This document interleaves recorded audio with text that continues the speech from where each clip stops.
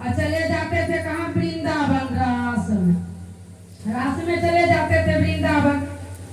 Daily बाबा ध्यान लगाते थे, पार्वती माता चले जाते थे रास में। जाते जाते जाते जाते ऐसा हुआ एक दिन महादेव के ध्यान टूटा। जब महादेव के ध्यान टूटा तो पार्वती माता के बगल में खोज रहे, हे पार्वती कहाँ है, हे उमा कहाँ है। उमा रहे तब तो उमा कुछ सुने। उमा तो चले गए थे रास लीला में वृंदावन रास करने। अब जब आए पार्वती माता तो महादेव पूछते हैं, हे पार्वती आदि आप एक दिन, हम डेली ध्यान पर बैठते हैं, हो सकता है आप डेली मेरे पास नहीं बैठते होंगे, कहाँ चले जाते हैं। बोला हे महादेव जब आप ध्यान में नीर रहते हैं, आप तो अपना राम भगवान के ध्यान में मस्त मगन रहते हैं, तो हम आपके बगल में बैठ करके क्या करें। हम भी रास में चले जाते हैं कृष्ण जी के साथ। सब गोपी लोग रास लीला करता है, हम लोग भी करते हैं मिलजुल के, सब सखी बहन मिल के खूब रास करते हैं। जब आपका तय होता है उससे पहले चलाते। आज कैसे आपका ध्यान टूट गया। बोला आज तो ध्यान टूट गया, आज तो चोरी पकड़ा गया। आप तो रोज जब रास में जाते हैं, बोला आप रोज राम भगवान के ध्यान लगाते हैं, रोज रास्ते में जाते हैं, कृष्ण भगवान लिखो गया बात बराबर। आप भी भक्ति में मगन रहिए, हम भी कृष्ण के भक्ति में मगन रहते हैं। तो बोला पार्वती से बहुत पैरवी किया, हे पार्वती एक बार हमको भी रास में लेकर के चलिए न, कैसा कृष्ण के रास होता है हम भी देखेंगे। तो क्या बोलते हैं, वहाँ कोई जेंट्स नहीं जाता है महादेव, सिर्फ में सिर्फ सब राधिका के साथ कृष्ण ही जी रास कर सकता है और कोई किसी को जाने के अलावा नहीं है। बोलता है हमको कैसियो लेकर के चलो, हम रास देखेंगे कि कैसा होता है कृष्ण जी के रास। बड़ी पैरवी करने लगा।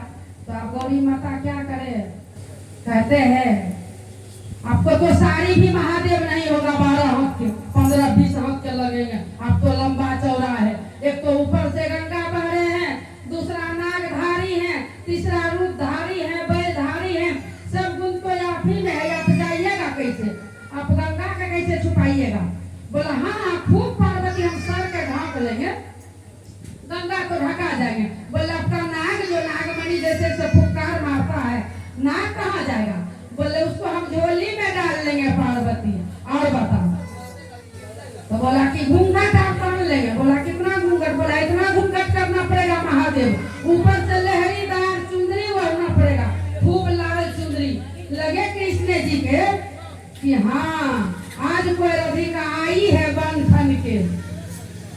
जब लेकर के गए भला कृष्ण महादेव के, जहाँ पुरुष थे वहाँ नारी वाला चाल कहाँ से चलेंगे, हट्ठा कट्ठा लंबा चौड़ा। जब रास होने लगे तो पार्वती माता क्या किए, महादेव के ऊपर खड़ा कर दिए, सब गोपी के साथ रास करने चले गए। तो मुंह उघार के महादेव इशारा देते हैं, हे पार्वती हमें भी लेके चलो ने रास में। आप तो रास कर रही हो, हमको यहाँ मुंह पर खड़ा कर दिए। कृष्ण जी के नजर पड़ा कि बड़ी लहरीदार चुंदरी ओढ़ के लाल पीला सजी धजी खड़ा है, ये नारी नहीं है। यदि नारी रहता तो मुंह उघार के आता बिंदास कृष्ण के भजन में, कृष्ण लीला में। ये कोई साधारण पुरुष नहीं है, बहुत भारी महापुरुष है। धीरे धीरे कृष्ण जी तो अपने छलिया है, देवों के देव, उसका माया भी कौन जाने, महादेव के भी कौन जाने। महादेव घूंघट तान के एकदम खड़े हैं। महादेव सबका लगा दिए रास लीला में। क्या किए, भोलेनाथ के पास चुपचाप आए, घूंघट उघार के देखते हैं तो महादेव के नजर पड़ गया कृष्ण जी पर। अब तो महादेव भगवान में मुलाकात हुआ। क्या बात है, आदमी में मुलाकात हम लोग के होता है तो गले पकड़ के मिलते हैं, पैर छूते हैं, वो तो भगवान था। जब आए देखे तो क्या कहते हैं, कृष्ण जी तो अपने छलियाई से हाथ पकड़ के, हे महादेव आपका भारी बेइज्जती हो जाइए, आप रास में नहीं जाइए, सिर्फ हम ही रास करते हैं। कृष्ण जी के खाली अलाव है, महादेव के नहीं है। आपको अब हम क्या करें, किस तरीका से हम पूजा करें। हे महादेव आप मेरे दर पर है, आमने सामने हैं, हम करें तो क्या करें। आपको कुछ नाम दे दे महादेव, आपको कोई दिक्कत। बोला कोई दिक्कत नहीं, आप दीजिए, तो गोपेश्वर महादेव नाम रख दिए। मतलब कि घूंघट उंघट पहन ले, पता न चले कृष्ण लीला में, कृष्ण के अलावा महादेव भी आए थे कृष्ण लीला करने, तो गोपेश्वर महादेव, तो गोपेश्वर महादेव का भी पूजा होने लगा। चुंदरी ओढ़ के जाइए, कुछ ओढ़ के जाइए, वो तो भगवान था।